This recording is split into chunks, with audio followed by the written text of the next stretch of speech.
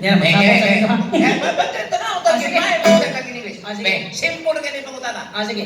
Unsay in English anang mama. Sa yun, mother, Kanang papa. father, Kanang lulo. loader, Okay na, imong lola, ladir. Dili. Unsa di ay? bulldozer. Ano na lang, manganta na lang tagkaraan. Karaan. Karaan. Mangutan ako nimo kung Oh. unsay pinaka-importante diri sa kalibutan. Aw butang sa ibabaw sa kalibutan. Yes, unsay Kanang pinaka-importante? kwarta bahadli. Importante gina. Ha? Naong sa kwarta da. Unsa ako na ang kwarta? Oh. Ngano naabot man kadiri?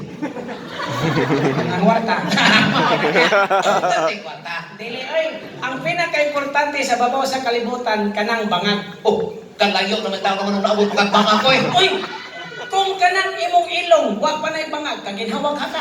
Oh, di noon. Kung kanang imong baba, wa pa na'y bangag, kakaon ka ka. Di gyapon. Oh, katong nataw ka, asa man ka nilusot. Sa bangag. Mo na ang pinaka-importante, ang bangag. Unya? Ato nang katahon. Unya? Pero nakinhanglan tag audience participation. Unya? Inyo tanan ha. Sila yung musingit o bangag. Kamoy mo singit o bangag. Ako siya sa pulan. Ato testingan. Okay. In the beginning, nataw ka sa Gamay ramang bangag. Murag mga laki naman kutugon.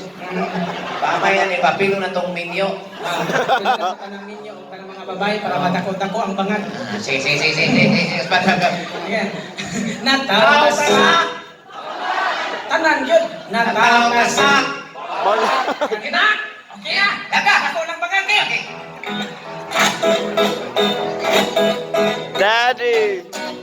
In the beginning, nataw ka sa nabukita sa tong ginhawa kay ang ilong damay mukaon ka kung mo kay ang baba tunay mabati na ang